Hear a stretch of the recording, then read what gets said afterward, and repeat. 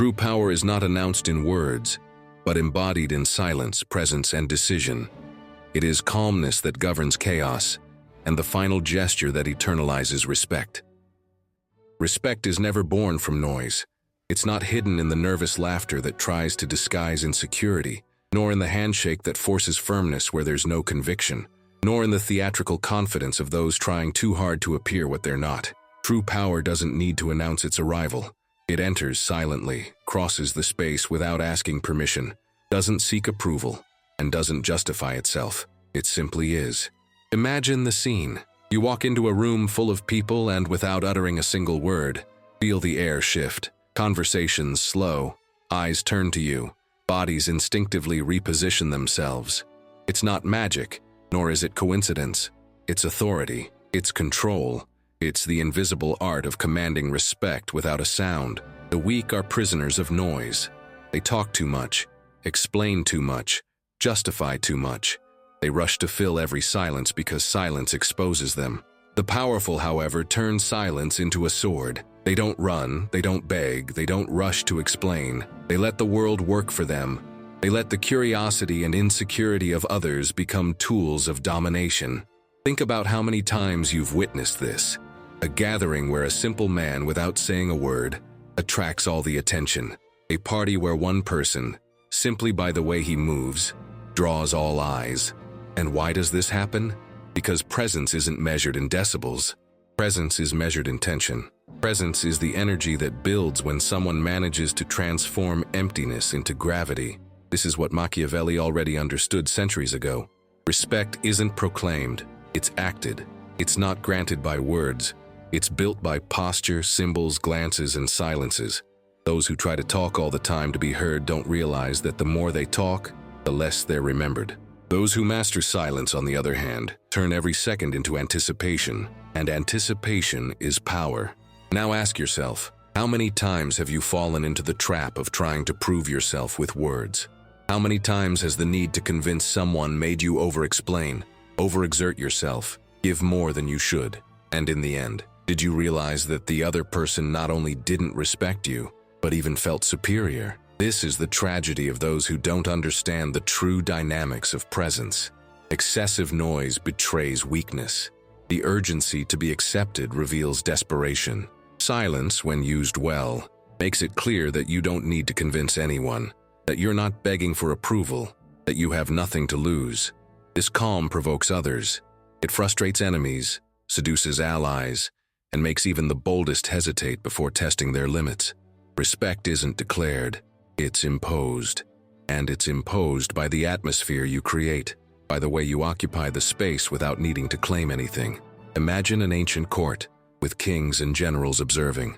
A man enters and shouts about his victories, boasts, tries to command attention. Perhaps some hear him, but soon the memory of his noise fades. Now imagine another man who enters silently, stands calmly, and remains still. All eyes turn to him, not because he asked, but because his stillness raises questions. Who is this? Why doesn't he need to speak? What is hidden in his silence? It is this mystery that arouses fear. The noisy man may be noticed for a moment, but the silent man is remembered forever.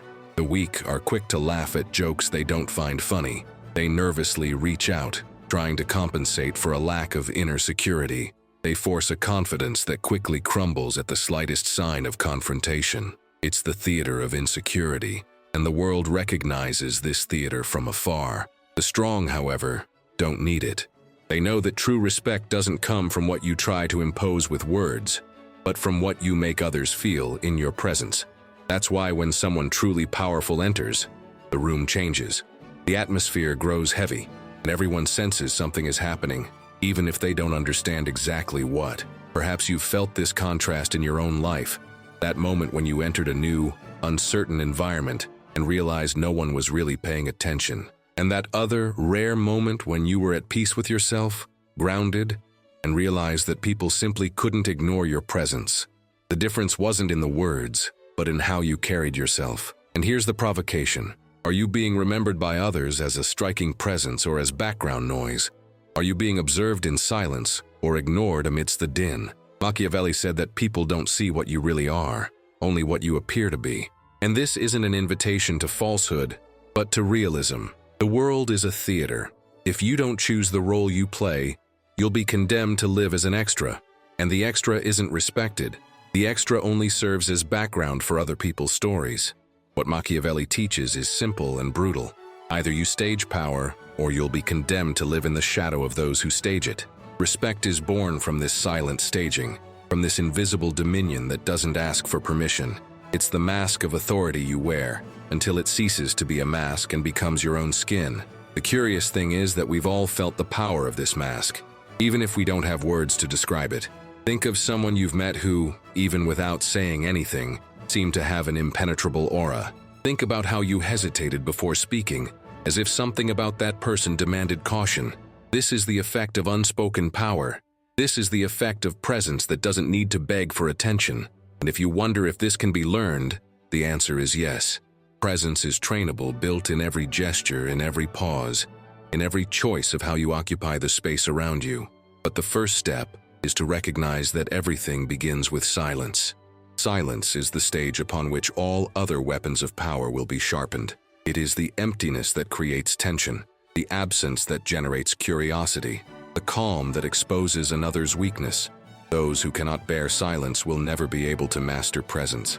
Those who rush to fill every pause with words will never learn to command respect. And that is precisely why most people continue to be ignored, because most are afraid to be silent. Silence is unbearable for those who do not trust themselves, but for those who learn to inhabit it, silence is the foundation of an invisible empire. Imagine an enemy trying to provoke you in public.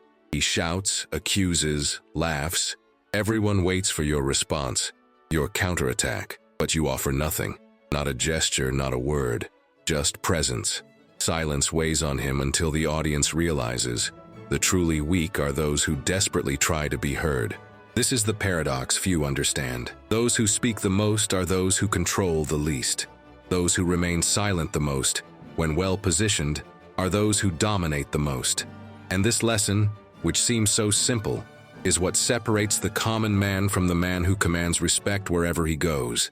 Make no mistake, respect isn't luck. It's not an innate gift. It's not a privilege of a select few. It's training. It's discipline. It's the conscious decision to never again accept being treated as background noise.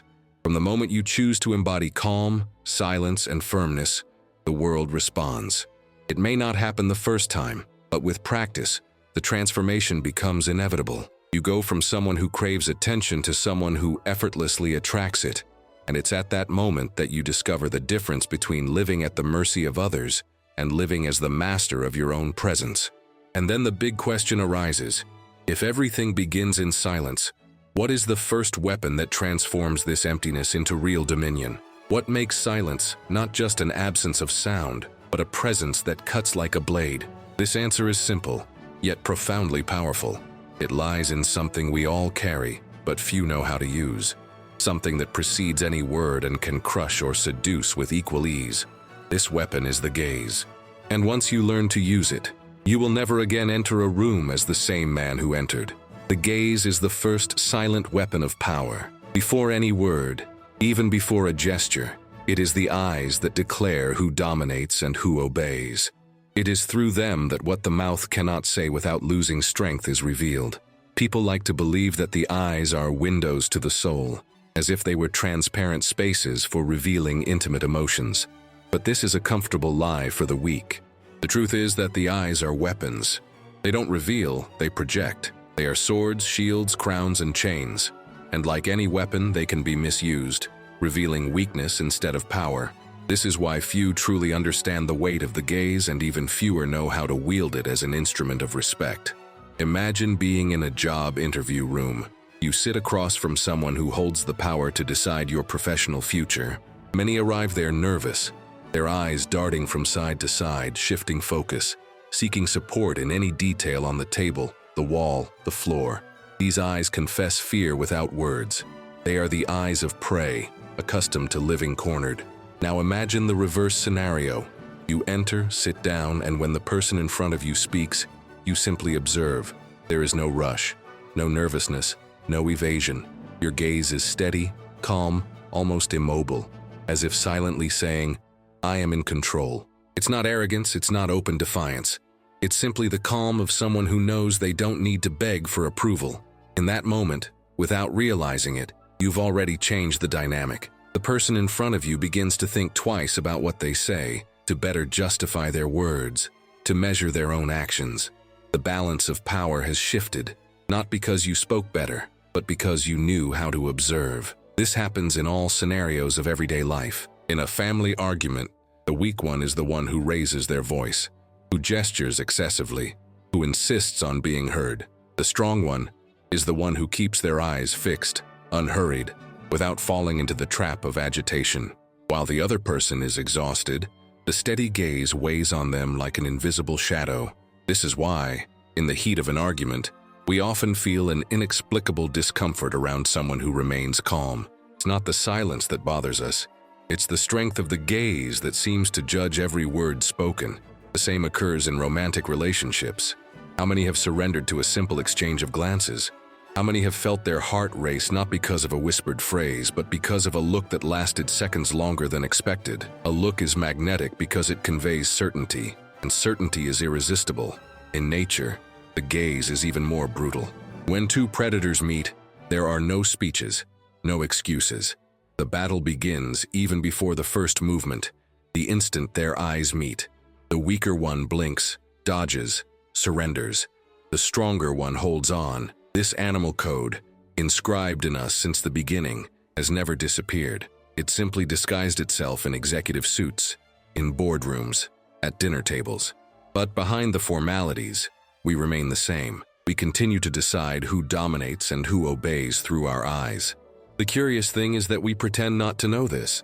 We pretend that what matters is what you say. But deep down, the decision has already been made before the first word is even spoken. And here's a point few realize: the difference between looking and staring. The weak think that intimidation lies in staring aggressively, in widening their eyes, in transforming their gaze into a scream.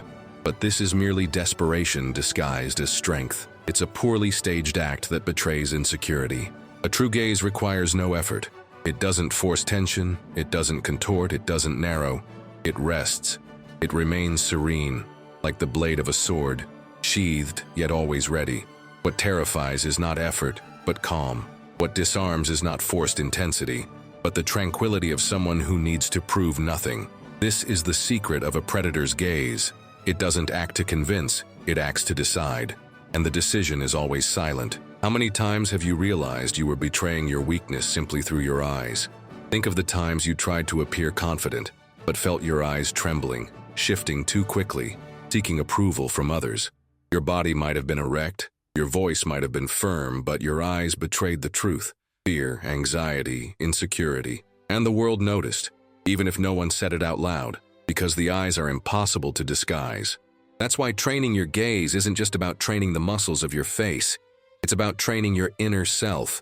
It's about learning to be truly calm, or at least to simulate a calm so convincing that it becomes indistinguishable from reality. The gaze is a reflection of inner control. Those who don't master themselves will never master others. Now imagine a card game in a casino. Two players face off. One smiles, chats, tries to distract. The other says nothing. He just watches. Silence stretches on. The first player's smile begins to falter. He speaks louder, gestures, tries to reinforce his confidence. But every word seems weaker in the face of the calm, unwavering gaze. When the hand finally ends, it doesn't matter who won. What remains is who made the other lose themselves in their own noise. This is the effect of a well-used gaze. It transforms time into weight. Every second of silence accompanied by a firm gaze becomes an invisible brick that presses the opponent until they break. And the gaze isn't just a weapon of confrontation, it's also a weapon of seduction. In romantic encounters, in casual conversations, in simple everyday exchanges, a prolonged, steady gaze that conveys tranquility generates magnetism. People are attracted not by what you say, but by the certainty you convey.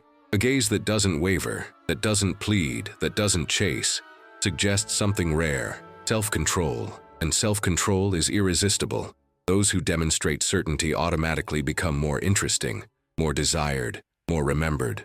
The truth is that a gaze is such a powerful force that it can transform an ordinary man into someone impossible to ignore, as long as he learns to sustain it. But here's the twist many don't expect. Your gaze isn't just trained in front of a mirror. It's not enough to fix your eyes on a single point and practice not blinking.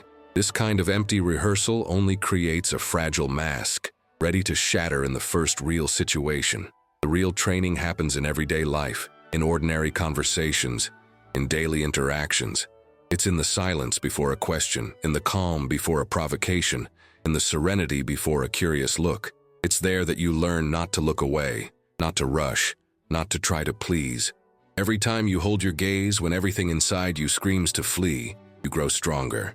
And over time, this strength ceases to be an act and becomes your nature. Your gaze becomes an extension of your inner state, not just a learned trick. And here's the subtlest detail. The gaze also needs to know when to withdraw. Those who never look away seem insecure. Those who never end contact seem desperate to prove something. The master chooses the moment to break. They look as long as they want, and look away when they decide, not when forced. And this averting is as powerful as the gaze itself. Because it's not a sign of surrender, it's a sign of closure. It's as if to say, I'm finished with you. This feeling cuts deeper than any words could. The other person feels discarded, diminished, irrelevant, all because you chose the moment to end it and didn't let it be decided by nervousness or insecurity. Now imagine a scenario where you're faced with someone trying to impose their will. This person speaks loudly, gestures, makes demands, tries to take control of the conversation.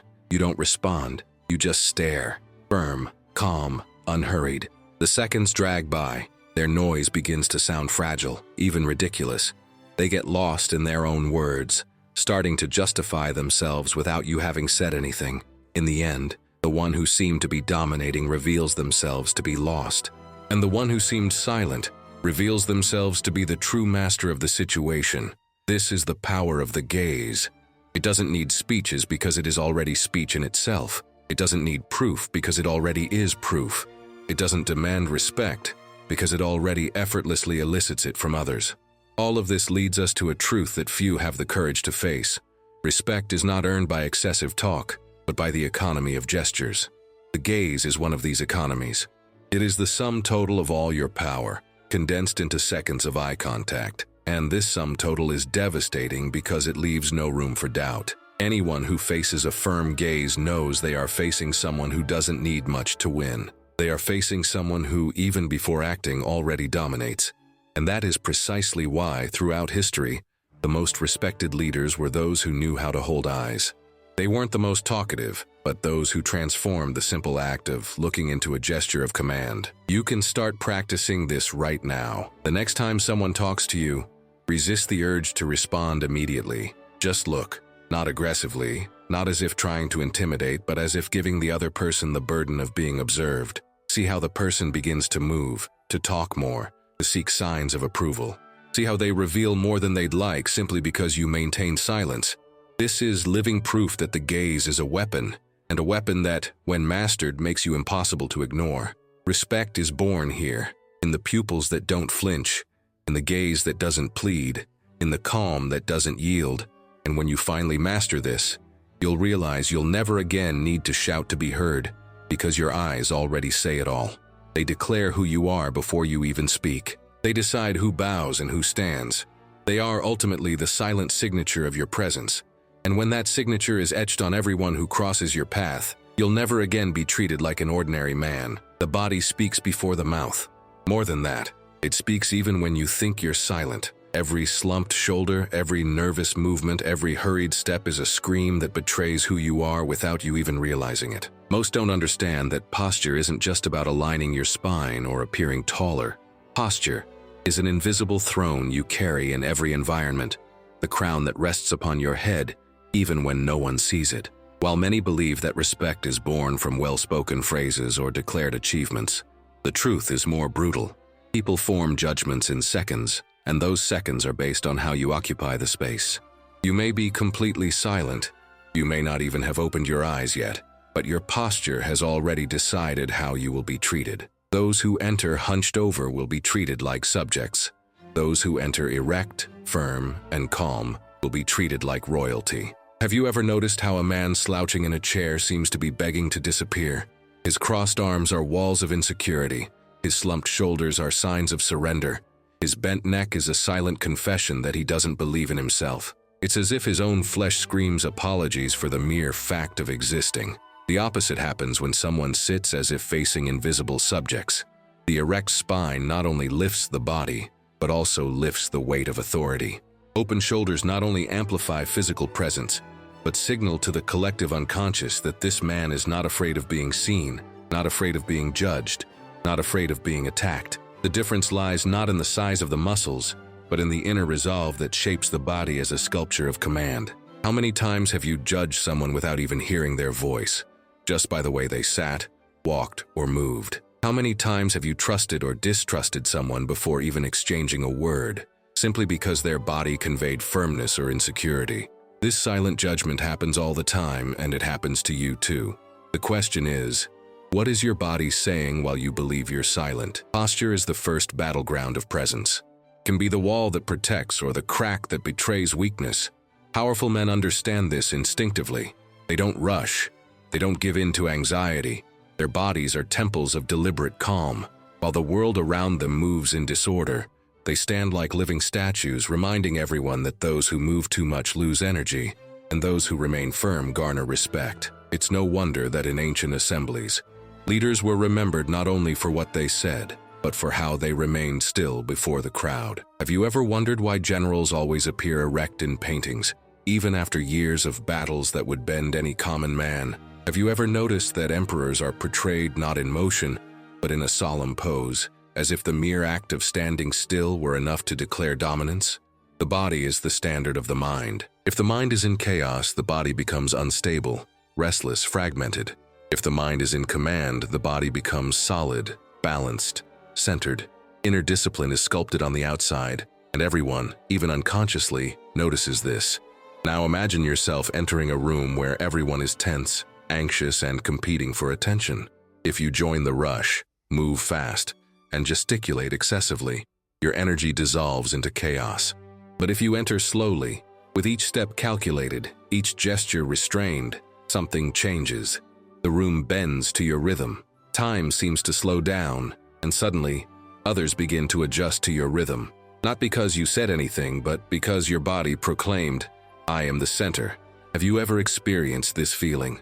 What defines whether you'll be remembered as weak or dominant isn't the content of your speech, but the framing of your body. The way you rise from a chair, the way you occupy space when walking, the calmness with which you rest your arms on the table. All these small details build the impression of strength or fragility. They're not just random gestures, they're unconscious symbols. When you lean too far forward, you convey supplication. When you withdraw, you convey fear. When you move without intention, you convey instability. But when you remain centered, erect, and deliberate, you communicate something no one dares to challenge: command. Have you ever reflected on how your posture might be sabotaging you? Have you ever noticed that even when you made good arguments, you were ignored or dismissed simply because you seemed small, withdrawn, or tense?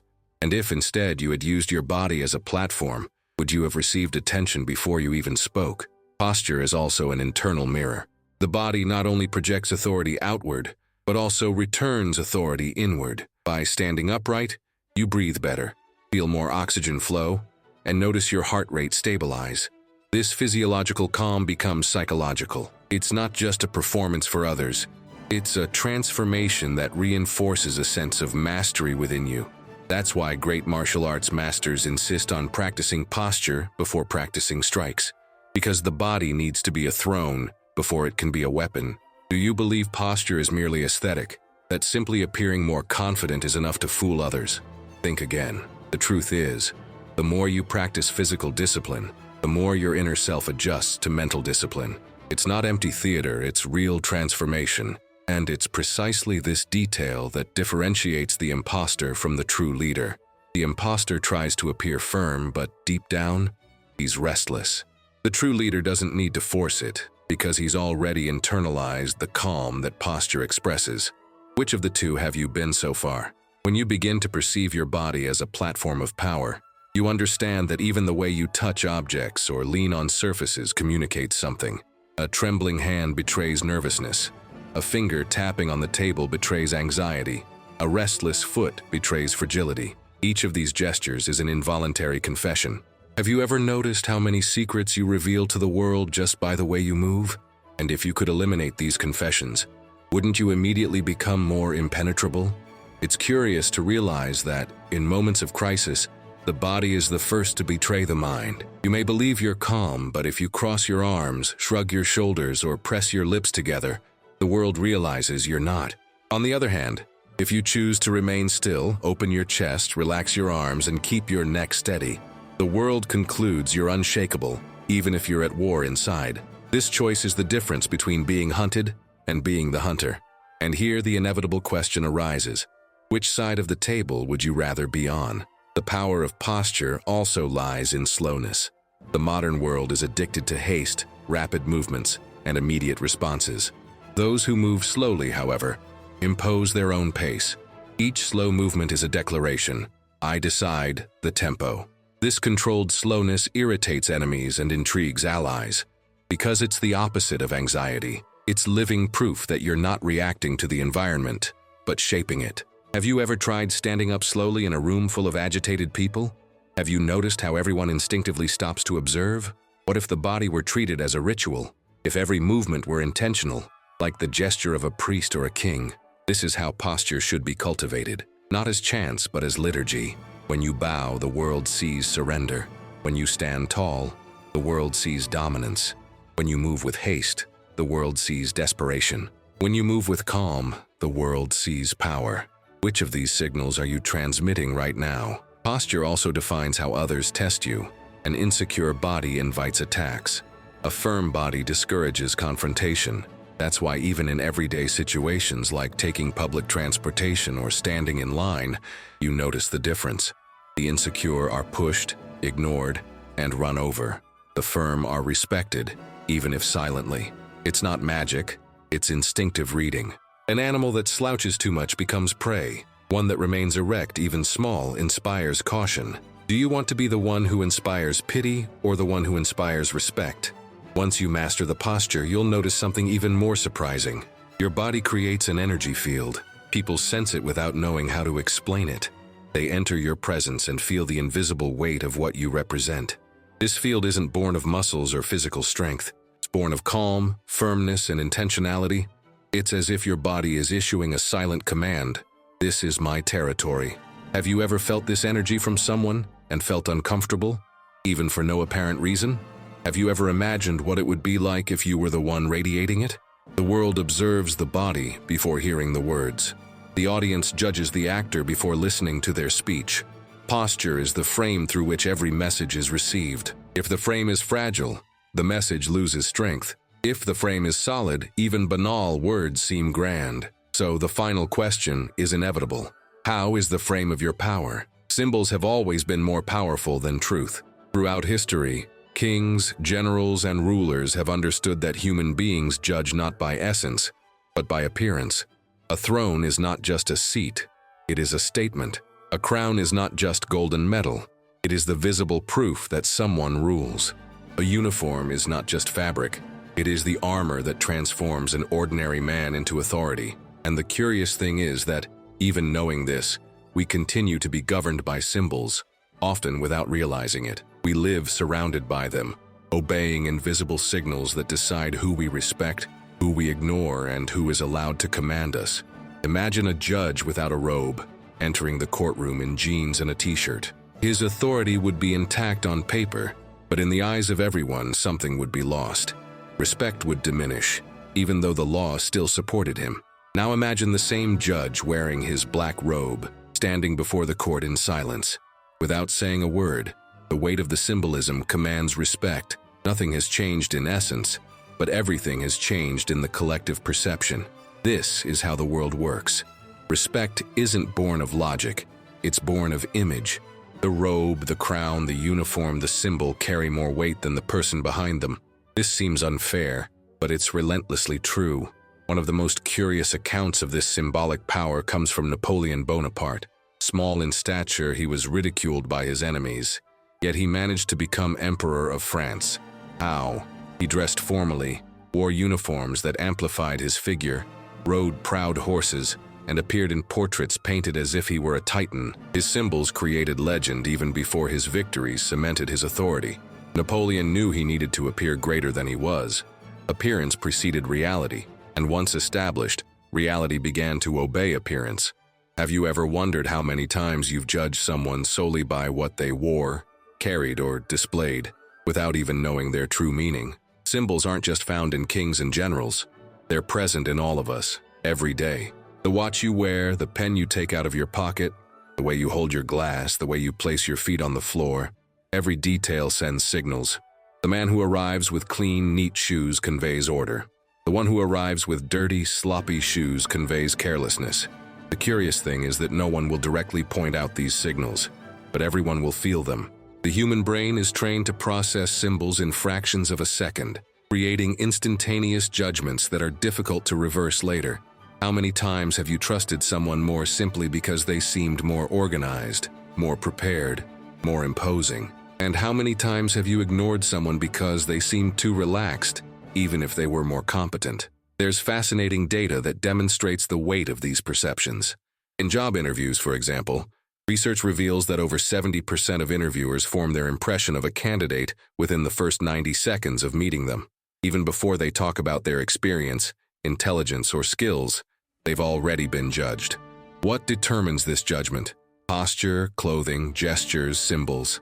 In politics, studies show that the mere presence of national flags behind candidates increases feelings of authority and trust, even when their speech is the same. And in psychology, experiments prove that a person dressed in a suit receives more help from strangers on the street than someone dressed casually, even when asking for the same thing. Symbols are shortcuts to the human mind, and those who learn to use them can govern others without extra effort. But symbols aren't just clothes or objects. They also live in rituals. A general who slowly removes his gloves before speaking conveys more impact than one who rushes. A businessman who serves his drink calmly and precisely creates more authority than one who sips absent-mindedly. A leader who enters a room slowly, adjusting his watch or jacket, attracts more attention than one who enters speaking loudly.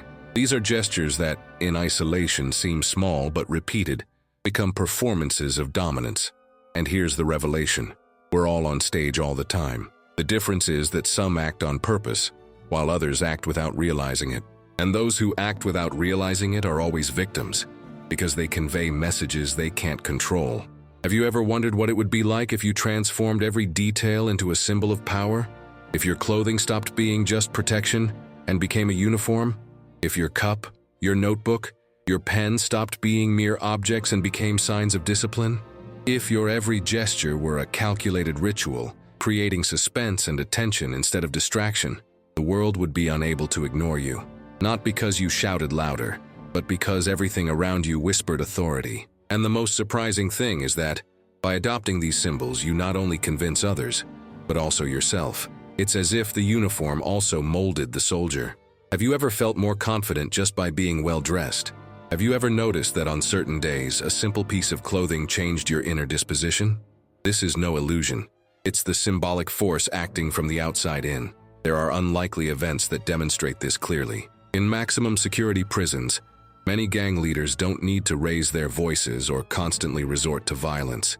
Their respect is found in the symbols they've created, the way they present themselves, the objects they carry, the rituals that follow them. A look, a gesture, a small symbolic action is enough for dozens of armed men to obey. The same is true in gigantic companies, where CEOs rarely interact with everyone, but maintain symbols of authority. Inaccessible rooms, controlled schedules, impeccable clothing, details that maintain a symbolic distance between themselves and others. It's the creation of a theater in which every detail reinforces the idea that they are on a higher level, and once this idea is accepted, no one dares to challenge it. Interestingly, symbols can also be used in reverse, to deceive. Think of imposters who manage to infiltrate high-level environments simply by dressing appropriately, carrying status objects, or imitating rituals of power. The human brain is easily fooled when the right signals are displayed. A famous example is Frank Abagnale Jr., who posed as a pilot, doctor, and lawyer without ever having studied for it. How did he do it? Using symbols, uniforms, badges, rituals. No one questioned it because the symbols shouted louder than the truth. This reveals something brutal. In the theater of life, whoever controls the symbols controls the narrative. And here an inevitable question arises. What symbols are you displaying right now? Do your objects speak of order or chaos? Do your clothes speak of discipline or carelessness? Do your gestures speak of authority or anxiety?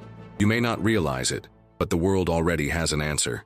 Every encounter, every glance, every first impression has already been decided by the signals you project. If you don't control them, they control you. And this means that, without realizing it, you may be being treated as secondary, not for lack of real value, but for lack of correct symbols.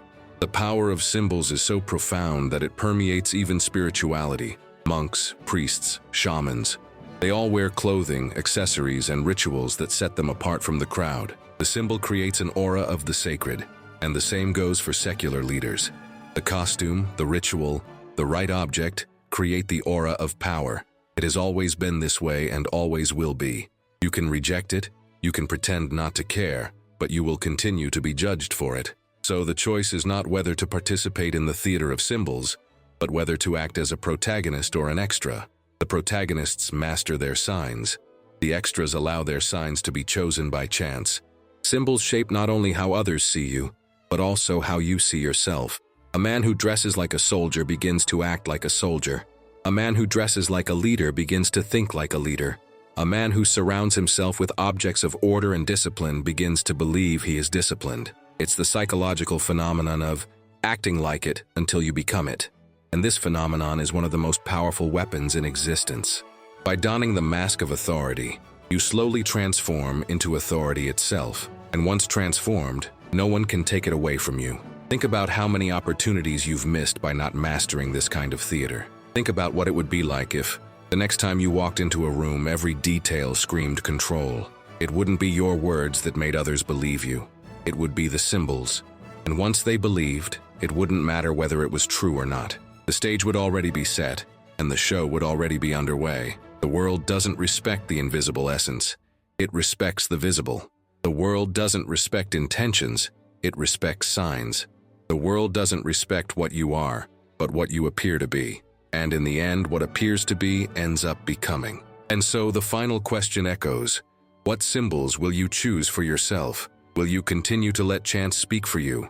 Or will you build, piece by piece, ritual by ritual, object by object, the performance that will transform your life? Because, like it or not, the audience is already watching, and they are already judging. Silence is the most underrated weapon of all. Most people can't stand emptiness, can't tolerate the absence of words, can't handle the invisible pressure that grows when sound disappears. They talk too much because they're afraid of appearing small. They laugh too much because they fear being forgotten. They explain too much because they don't trust their own presence. But those who understand power know that silence isn't absence. It's presence multiplied. It's weight. It's a blade. It's a mask. Silence isn't an empty space. It's a space filled with tension, so dense that those who face it feel a desperate need to escape. That's why silence, when used well, dominates entire rooms, crushes adversaries, and seduces audiences. Think about the last time you were in front of someone who didn't respond right away. Maybe you asked a question, and they took a while to answer. Maybe you told them something important, and they just remained silent. How did you feel? With every second of waiting, the discomfort grew. You began to wonder if you'd said something wrong, if you needed to justify yourself, if you should fill that void. And without realizing it, you began to give more than you intended. This is the secret of silence. It turns others into hostages to their own anxiety. It makes them reveal secrets, correct themselves, weaken themselves. Silence is an invisible interrogation in which the prisoner gives up everything without realizing they've already been defeated. Now imagine a heated argument. On one side, someone shouts, gestures, and hurls accusations. On the other, someone remains completely silent, just watching without moving. Gradually, the shouting loses strength. The noise becomes ridiculous. The crowd watching begins to realize who is truly in control. It's not the one shouting, it's the one remaining silent. Because silence becomes a mirror. The aggressor sees themselves reflected, and the reflection is pathetic. Those watching feel ashamed, and those who remain silent gain respect without having said anything. This is the power that most will never have the courage to use because it requires a rare strength, the strength to not react, the strength to let others destroy themselves. But silence isn't just a weapon against enemies, it's also a tool of magnetism. Think of a romantic encounter.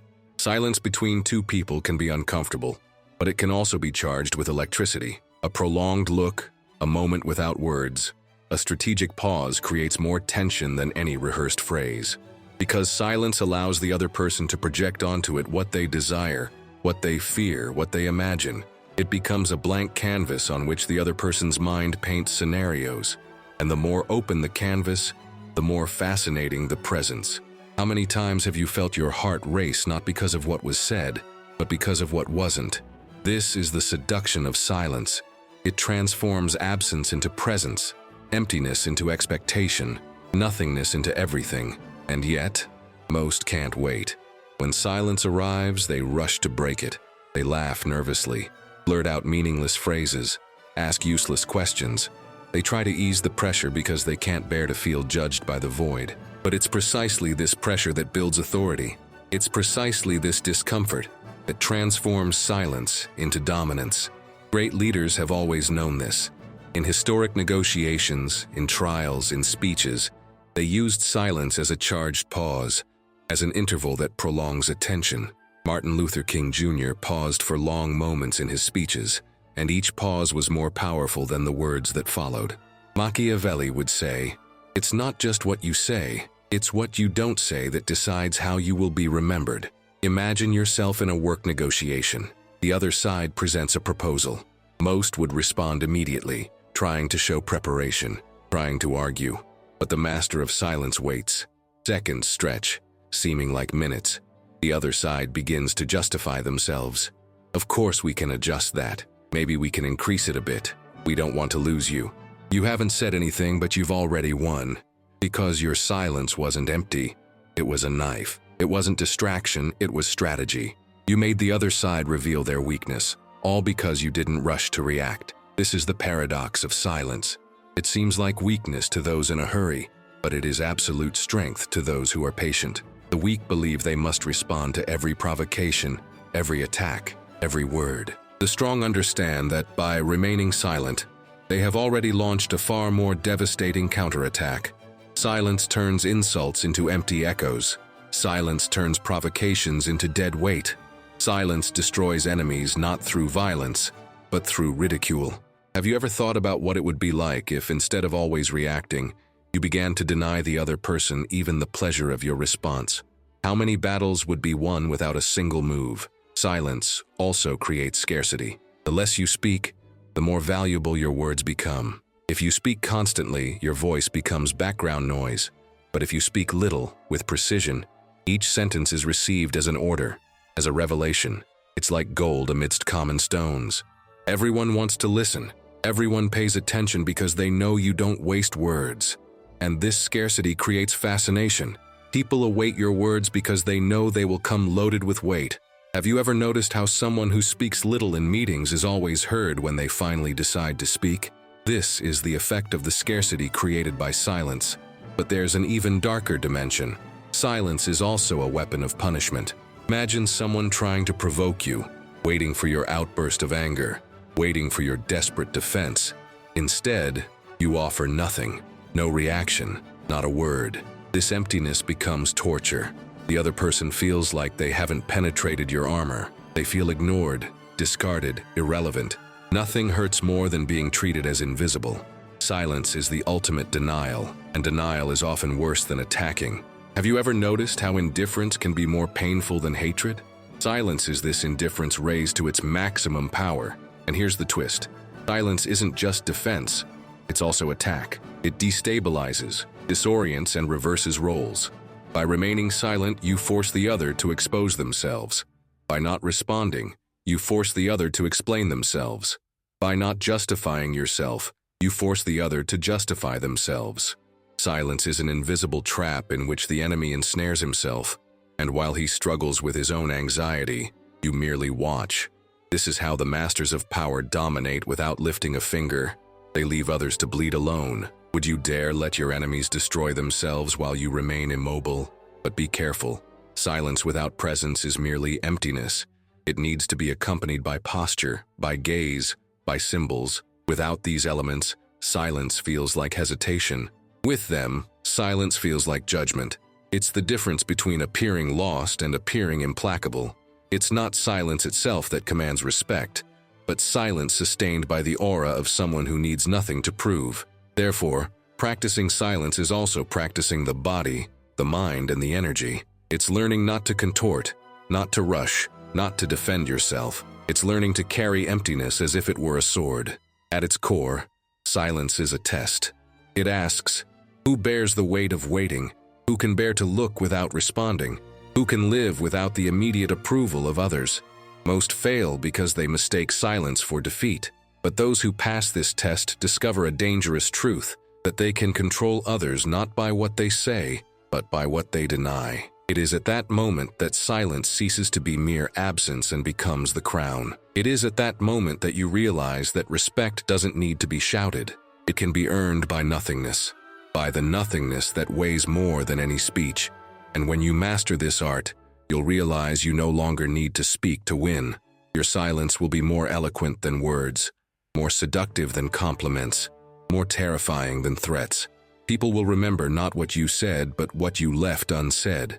And that empty echo, resonating in their minds, will be the loudest sound they've ever heard. Silence is just that, an invisible noise that never ends. And it's in silence that the perfect ground is laid for the final blow. Everything you've seen so far wasn't just theory. It wasn't just an exercise in rhetoric or a delve into ancient history.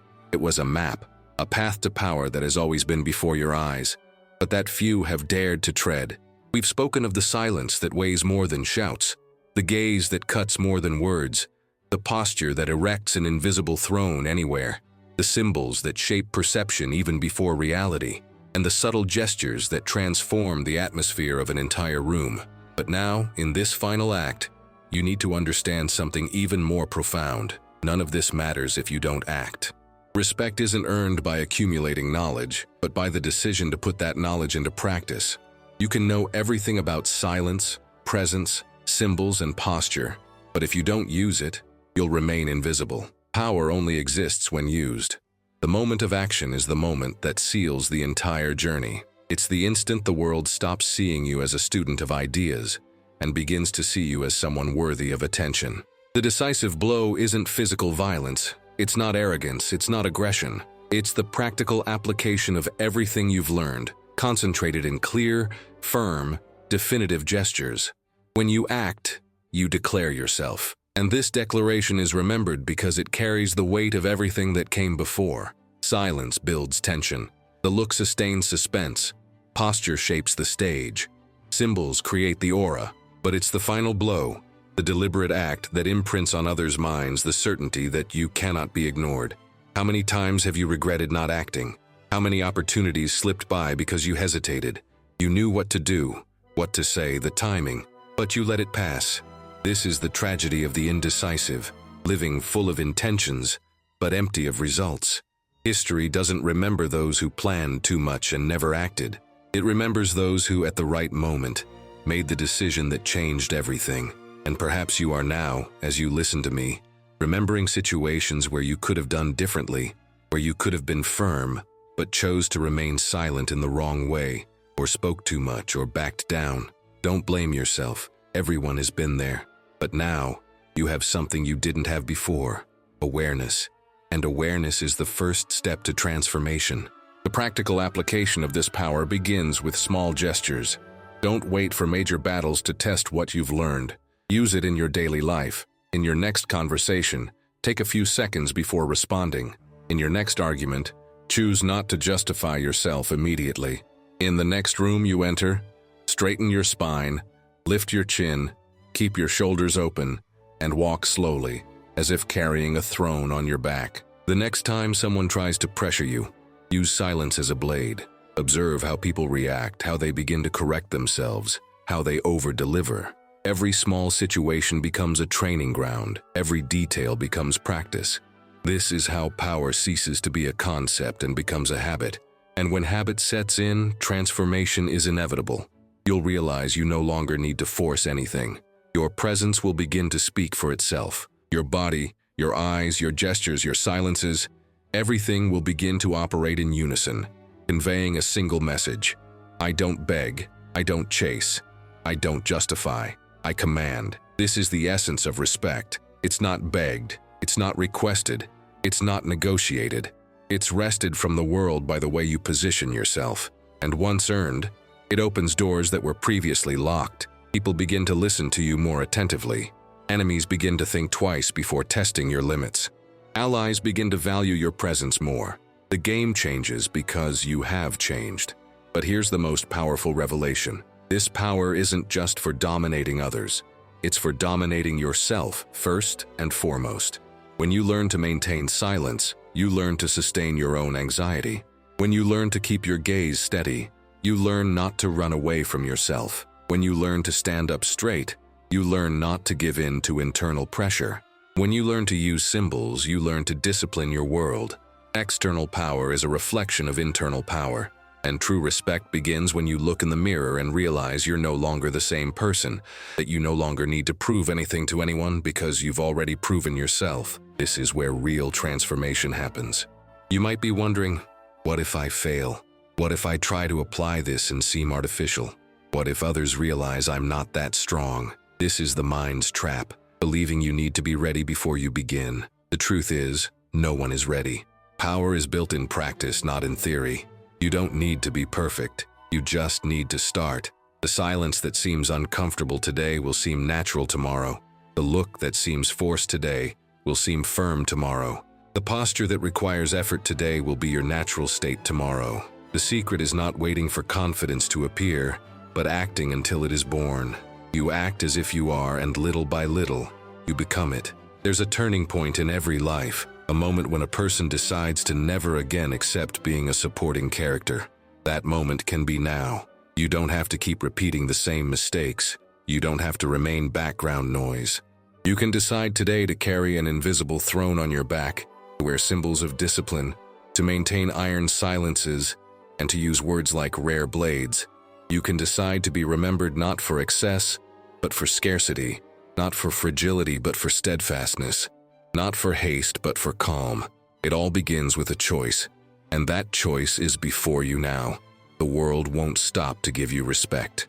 It won't be handed to you as a gift. You have to take it. You have to take it with your gaze, with your posture, with silence, with symbols, with action.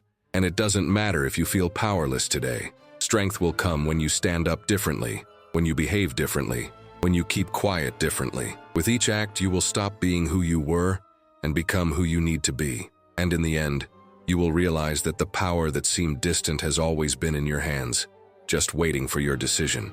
This is where our journey ends, but it is also where your journey truly begins. Everything you've heard so far will be worthless if it doesn't transform your conduct tomorrow, in the next encounter, in the next meeting, in the next glance. Don't waste this arsenal. Apply it, practice, make mistakes, but keep going. With each practice, the world will begin to treat you differently, and you will begin to see yourself differently. And one day, without realizing it, you will be experiencing what seems impossible today. Respect without effort, presence without noise, power without explanation. This is the mark of those who have decided to act. And now I speak directly to you. If this message resonated, if something in you is awakened, if you know you can't go back to being the same after hearing this, then do what the strong do. Act. Start now, not tomorrow. And help this content reach others who also need this transformation. Like this video. Leave your comment, even if it's anonymous, even if it's just a short sentence, because your voice matters. And above all, subscribe to the channel, because here we don't ask for respect, we earn it. And together we will build a space where every silence, every gesture, every decision makes us stronger, more determined, and more remembered. The next step is yours.